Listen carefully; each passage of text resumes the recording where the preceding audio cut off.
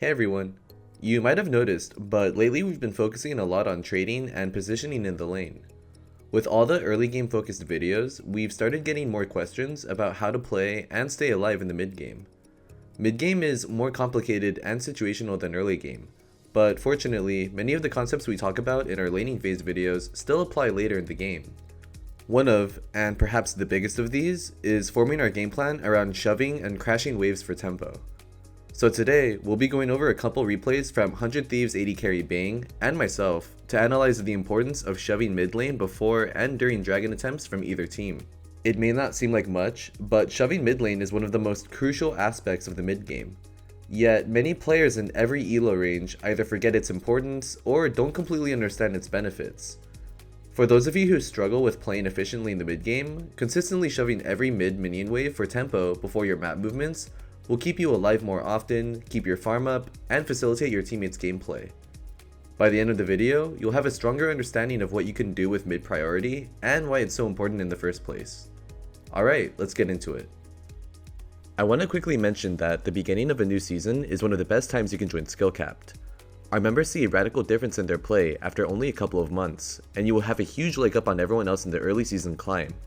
New season, new you. Check us out at skillcapped.com. Our first clip starts with Bane respawning at base, with Infernal Drake spawning in about 40 seconds. Neither side lane is pushing into one of our towers, and more importantly, no one is at mid right now. So we're clear to path mid and make sure the wave is pushed in as Dragon comes into play. But after a few moments, we see that Twisted Fate also wants to go mid here. If you were Lucian, what would you do? Some of you might have said to push the mid wave in with TF and group for Dragon, or to path top to spread farm. However, we don't want to shove mid with TF if we can avoid it, since we want to spread farm him on all lanes as much as possible. We also don't want to go top since Dragon is spawning soon. So, the next best thing we can do to spread farm is to clear a jungle camp while TF shoves the first mid wave. After the camp, we want to be mid and to send someone with TP to deal with the split push at top lane. With the help of some pings, TF sees the minion wave crashing at top and starts moving up.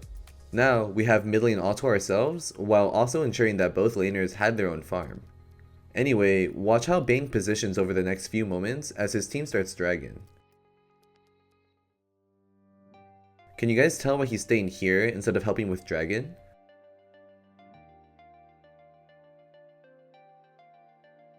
Well, his team had a slight tempo advantage, so it seems they can kill Drag without him. Knowing this, Bang is positioning between mid and Dragon for a few moments, so that he can look to shove the mid wave quickly, while also being close enough to move to Drag if things start to look bad. By now some of you might be wondering, but why is pushing mid so important here? Well, one reason is that it reduces the opportunity for counterplay from the enemy. That is, if things go horribly wrong at Dragon and our whole team dies, then at least the enemy can't take mid tower afterwards, since you've already pushed the wave in and they won't have a minion wave to siege with. To better understand the next reason, let's start by looking at the minimap, which is arguably the most important part of playing the mid game. Riven just died at top, mid is empty, and we see Kayn and Thresh at bot side moving towards Dragon. So, as long as no enemies show up in any of the lanes, we can assume their team is grouped in their bot jungle, moving towards Dragon together. Shoving mid in first facilitates your team's map movements, especially when you're certain of the enemy's position on the map. This is because your team can now walk through mid undetected, while your minions will see the enemy moving through mid as they walk to the tower. This makes out rotating much easier, as you can easily read their movements while rotating elsewhere. For example, if the enemy just did Dragon themselves, and Lucian had Braum here pushing with him, then they can shove the mid wave for a tempo lead and use their tempo to rotate right into deep warding the enemy's topside jungle. They would totally be safe to go for valuable, deep vision, since the enemy would have to rotate through mid from Dragon, revealing themselves on the wave. This should give Lucian and Braum enough information to get out cleanly in time to shove the next mid minion wave before the enemy for another round of tempo. So, shoving the mid wave before and during Dragons has defensive benefits by denying them a wave to push with, and offensive benefits by giving a tempo advantage and vision as their minions walk up the lane.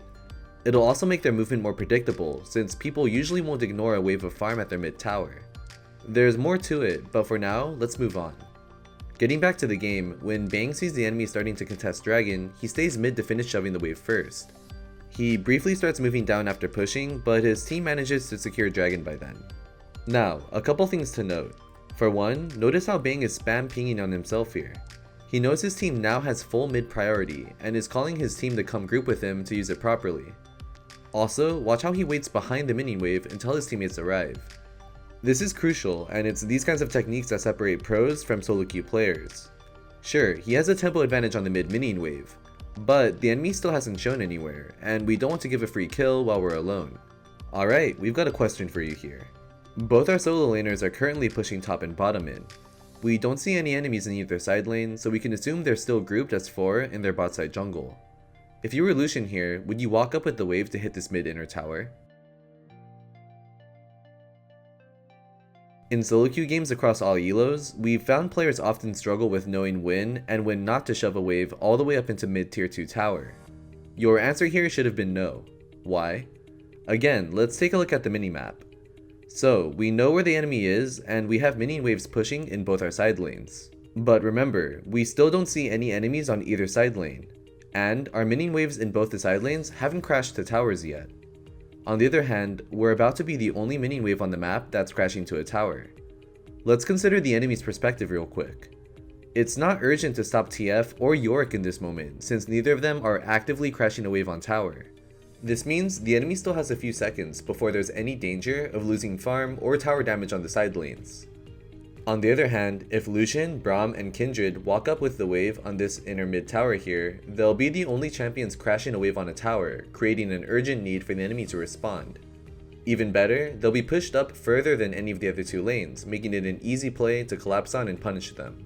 By now, it should be pretty obvious that by pushing up to the mid tower here, we're making ourselves the enemy's only available play. This thought process is a really good way to check if you're ever overextending while you're pushing waves without vision of the enemy. Basically, if your team is splitting, you usually want to match your push with other minion waves on the map, so that if you're approaching a tower with a minion wave, another minion wave elsewhere is also pushing into a tower at the same time. This way, when you're crashing waves, you can take a step back and wait on hitting the tower while watching the minimap. If the enemy shows up on the other crashing wave, you can walk up and pressure the tower. And if no one chose to catch the other crashing wave after a few seconds, then you can guess they're ignoring that farm to collapse on you, and it probably isn't safe to hit the tower. In these situations, it might suck not being able to pressure with your wave, but you can rest well knowing they're sacrificing side lane farm while trying to make unsuccessful plays on you, assuming that you read the map correctly and stayed alive when they moved to you. Instead of hitting tower with the wave, you can rotate out to counter jungle, place vision, or simply back to mid to farm the next wave on time. Anyway, going back to the game, Bang ends up walking up to hit the mid inner tower.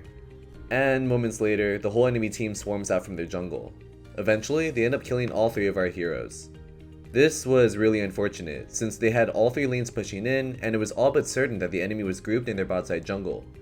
If Bang simply stayed back behind the wave and waited to see which lane the enemy would react to, he could have created a free opportunity for TF to take top tower, without anyone dying, and right after taking their own dragon. And this chain effect of objectives that could have happened would have all been facilitated by pushing mid in first. Our second clip comes from a solo queue game I played on my own account during my placements in Diamond Elo. Just as a disclaimer, we may have Baron buffs here, but you can use the same strategy we're about to see just as well without Baron to at least pressure the tower and dictate the enemy's map movements. We start off with the enemy team using their tempo advantage to shove our waves in and move towards Dragon. Note how instead of walking to Dragon to place a ward, I stay in mid to shove the wave first. The last thing you want to do as an AD carry is to face check vision trying to ward an objective before the enemy takes it. This is a really easy way to get yourself picked and killed. Instead, it's better to go mid first and to wait to shove the wave out. This keeps you from dying outside of the lane, granted you don't get yourself killed farming the mid wave, and you let your teammates lead movements after pushing the mid wave. After clearing the first wave, I take a step back, but I avoid face checking my jungle since the enemy could be waiting for picks near Dragon. Instead, I spam pings for assistance to show my team I want to ignore drag and push mid instead. Again, clearing mid is the most important part of any Dragon or Baron dance, whichever team is taking the objective. If we're losing and we aren't in position to make a counterplay, shoving the wave in will at least give us about 30 more seconds of relief before the enemy can start putting any pressure on us at mid. But here, since I called my team early enough, we're now in position to use this mid wave proactively. Now, if you were me here, would you push this wave up to the tower? Considering what we said on the last clip, you might have answered no since neither side lane is pushing to a tower. However, we have our whole team grouped here, and we're all already in mid lane while the enemy is still in botside river. So, we have a great opportunity to use another advantage of pushing mid first, cutting the enemy off from mid lane. We know where they are, and we know that they have to react to our mid push here. Since we're at mid first, we can zone them from the small choke points that lead into mid lane from river. This will force the enemy to walk all the way around to avoid taking a bad fight, and should lead to, at least, a free tower in mid. However, it's moments like these where the enemy is scrambling to defend towers that typically lead to free openings in solo queue. Going back to the gameplay, I spam pings to get my team to follow, blue trinket our flank to reveal the enemy as they walk from dragon to mid, and walk all the way up to make sure my team gets in position to zone the enemy from mid lane. Somehow, Renekton ends up griefing and gives a free kill as he tried to clear the wave. With our Baron buff, that one kill is all we need to close out the game to an eventual win. On the other hand, imagine if the enemy let their jungler solo dragon while they had the tempo advantage and left everyone else to hold the mid wave here. This game probably shouldn't have ended, and is a strong example of how important keeping mid wave in mind is whenever dragon is on the table. Well, that about covers it for this video.